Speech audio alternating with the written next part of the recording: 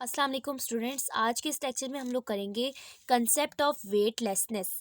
When the elevator was falling with an acceleration g, जब elevator acceleration जी के साथ fall कर रहा था। स्टूडेंट्स, ये हमारे पास ऊपर वाला लास्ट वाला केस था जो कि हम लोगों ने पिछले लेक्चर में पढ़ा था, लिफ्ट फॉलिंग फ्रीली। ठीक है, तब ये हमारे पास जब एलिवेटर मतलब लिफ्ट ही है। ठीक है, लिफ्ट जब फॉल कर रहा था, गिर रहा था एक्सेलरेशन जी के साथ। उसकी एक्सेलरेशन उस वक्त क्या थी, मैंने आपको बताया था, जी था। तो the scale reads the weight of the fish 0 Newton's. तो स्केल क्या रीड करी थी, फिश की वेट को 0 न्यूटन वेट करी थी। ठीक है, 0 न्यूटन बता रही थी। A fish the scale and elevator were falling with the same acceleration, thus everything is are in it are experiencing apparent weightlessness. क्योंकि एक फिश जो था, ऊपर जो हम लोगों ने देखा था ना चारों केसेस, उसमें था फिश और स्केल और एलिवेटर सब एक साथ एक सेम एक्सेलेशन के साथ नीचे आ रहे थे। और उनके ऊपर क्या था, उनके ऊपर एक्सपीरियंस हो रहा था, यानी उनके सब के ऊपर क्या लग रहा था, अपेरेंट वेटलेसनेस उनके ऊपर, उनको अपने ऊपर महसूस हो रहा था। ठीक है, अब इसके बाद है weightlessness is simply a sensation experienced bye an individual. ये सिर्फ एक एहसास है जो कि एक बंदा जो कि इस बंदे में फील होता है, एक्सपीरियंस करता है, तजुर्बा करता है। When no external objects are touching one's body, जब कोई भी कोई भी बाहर बाहर की तरफ से कोई भी ऑब्जेक्ट उस बंदे को टच ना कर रहा हो, एंड एक्सर्टिंग अ पुश और पुल अपॉन इट, और जब उसके उसके ऊपर कोई धकेलने वाली फोर्स या फिर खींचने वाली कोई फोर्स ना लग रही हो, तब उसके अंदर वो जो एहसास होता है और जो एक्सपीरियंस करता है, फील बंदा जो फील करता है, ठीक है, उसको हम लोग क्या बोलते हैं, वेटलेसनेस बोलते हैं। ठीक है, weightlessness sensation exist when all contact forces are remove. Weightless sensation कब एग्जिस्ट करती है, कब पैदा होती है, जब तमाम कांटेक्ट फोर्स क्या होती है, जो हमसे फोर्स कांटेक्ट करती है। ठीक है, अभी जो मैंने आपको बोला है कि इस लाइन में कि जब वेटलेसनेस कब बंदे को फील होता है, जब एक्सटर्नल ऑब्जेक्ट के साथ कोई टच ना हो, ठीक है, बॉडी का कोई कांटेक्ट ना हो, तो उस वक्त बंदे को क्या फील होती है, वेटलेसनेस। तो इसलिए इसी तरह यहाँ पे भी कहा हुआ है कि weightless sensations exist when all contact forces are removed, जब तमाम कांटेक्ट फोर्सेस को रिमूव कर दिया जाता है।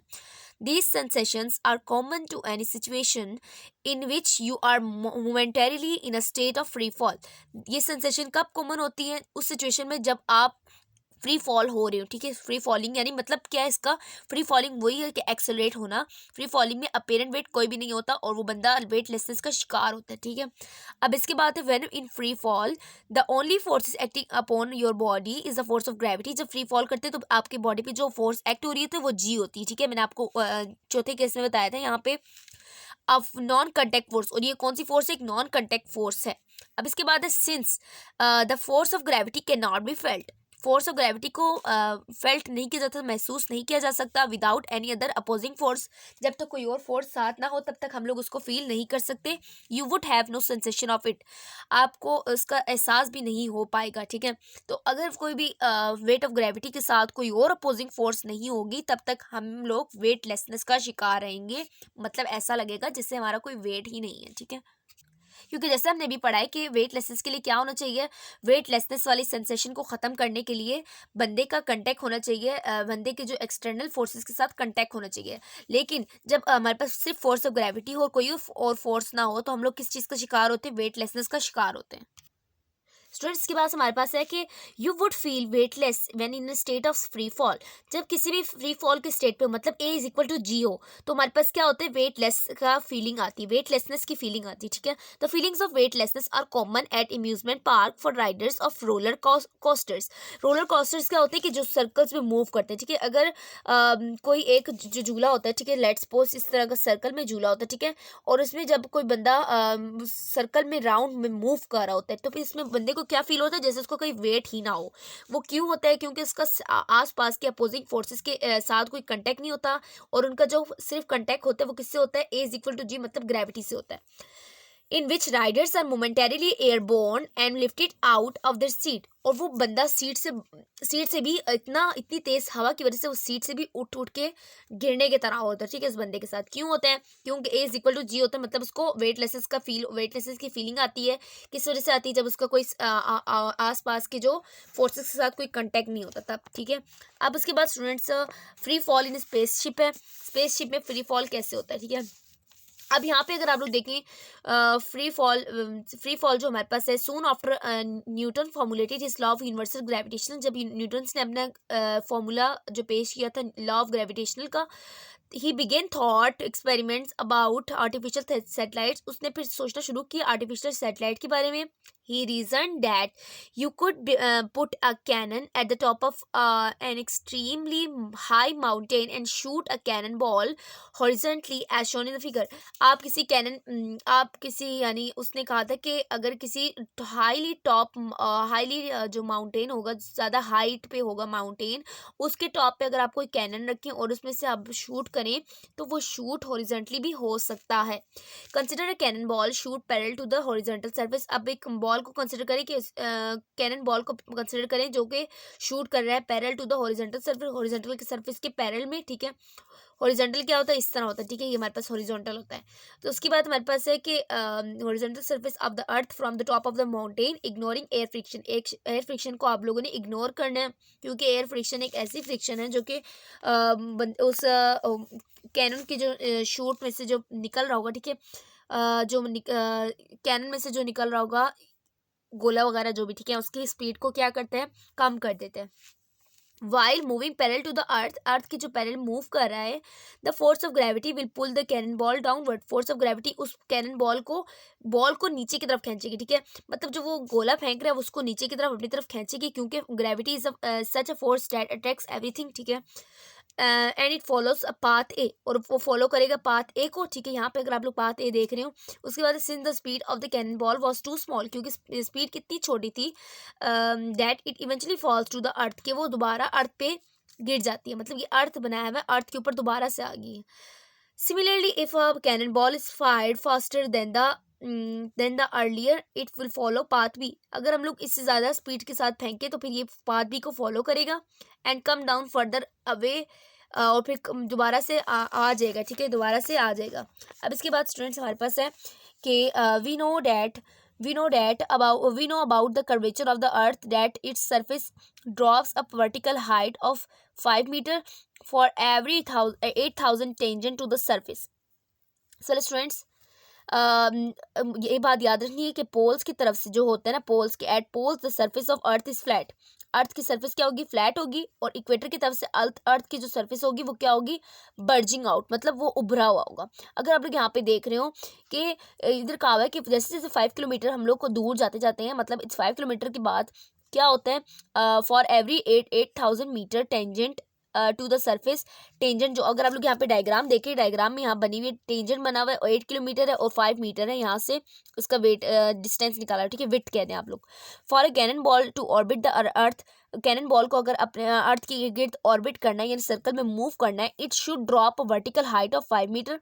अगर उसको क्या करना पड़ेगा, उसको ड्रॉप करना पड़ेगा height, it should drop height vertical height of 5 metre for every 8,000 distance along the horizon.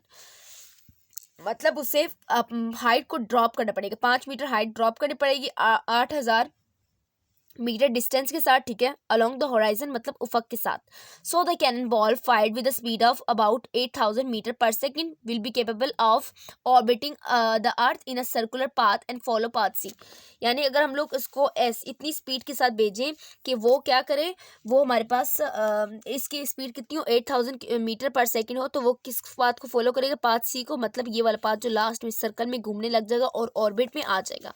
अब इसके बाद स्टूडेंट्स हमारे पास है कि when the cannon ball speed exceeds, अगर उसकी स्पीड एक्सीड कर जाएगी, बढ़ जाएगी 8,000 किलोमीटर पर सेकेंड से, it overshoots a circular path and travels in elliptical orbit. अब फिर वो क्या करेगा, सर्कुलर पाथ को छोड़ के एलिप्टिकल ऑर्बिट करने लग जाएगा. एलिप्टिकल हमारे पास इस तरह कोई मूवमेंट होती है. ठीक है, यानी ओवल शेप होती है. The spaceship is accelerating towards the centre of the अर्थ.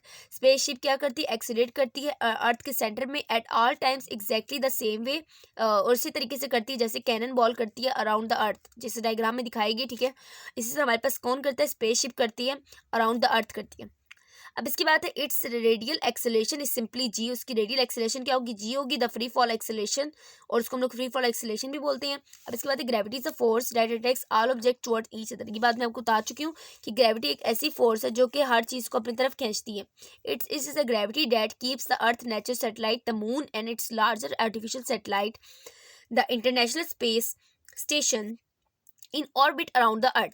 ये ग्रेविटी है जो क्या करती है, अर्थ के नेचुरल सैटेलाइट को मतलब मून को और उसकी लार्जेस्ट आर्टिफिशियल सैटेलाइट यानी ISS को ऑर्बिट में रखती है अर्थ के इर्द गिर्द, ठीक है।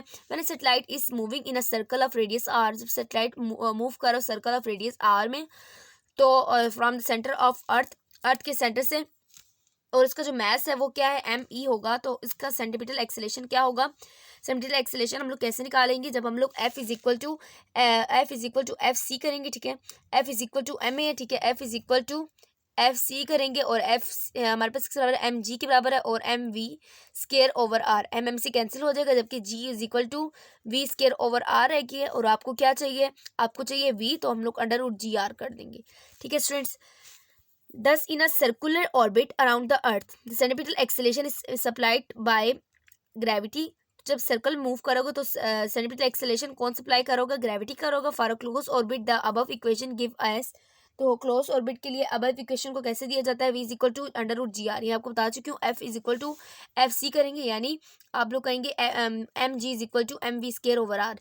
अब हमारे पास G की वैल्यू 9.8 मीटर पर सेकंड है, मीटर पर सेकंड स्क्वायर है। रेडियस हमारे पास कितना है, 6.4 10⁻⁻6 मीटर है। तो हमारे पास वेलोसिटी कितनी होगी, इसमें पुट करके देखें आप लोग, अंडर रूट लें और आपका आंसर आ जाएगा 8000 मीटर पर सेकंड। अब स्टूडेंट्स के बाद हमारे पास है critical velocity. This the minimum required velocity to put a satellite into the orbit and called critical velocity. ये हमारे पास ऐसी वेलोसिटी है जो कि चाहिए होती है सैटेलाइट को अर्थ के इर्द गिर्द ना ऑर्बिट के लिए, उसको हम लोग क्या बोलते हैं, क्रिटिकल वेलोसिटी बोलते हैं। बिल्कुल मिनिमम वेलोसिटी, तो बहुत से कम माइन्यूट सी वेलोसिटी होती है।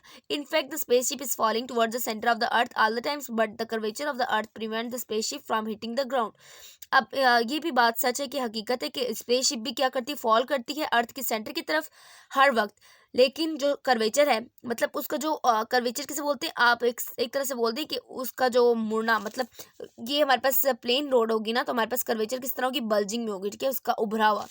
लेकिन जो उभरी हुई जो अर्थ है ना, अर्थ का जो उभरा हुआ सतह है, वो उसको प्रिवेंट करती है स्पेसशिप को, ताकि वो कहीं ज़मीन पे ना गिर जाए, ठीक है, उससे प्रिवेंट करती है। कौन प्रिवेंट करता है, curvature of earth. Thus, all the bodies in the free falling elevator become weightless since the spaceship is in free fall. तो इसी तरह करके all the bodies in free falling elevator, जो भी चीज़ होगी फ्री फॉल एलिवेटर में यानी lift में, वो क्या होगी, वेटलेस हो जाएगी, क्योंकि since the spaceship is in a free fall and all the object with in it appear to be weightless, क्योंकि उसके नज़दीक तमाम चीज़ें भी वेटलेस का शिकार हो जाएंगी। इसीलिए तमाम चीज़ें हमें क्या लगेंगी, वेटलेस लगेंगी, और हम लोग वेटलेसनेस को फील करने लग जाएंगे। तो स्टूडेंट्स, हमारा यहाँ पे ये लेक्चर कंप्लीट होता है। इंशाल्लाह नेक्स्ट लेक्चर में हम लोग करेंगे आवर एग्जाम्पल 5.8। तो मिलते हैं नेक्स्ट लेक्चर में, तब तक के लिए अल्लाह हाफिज़।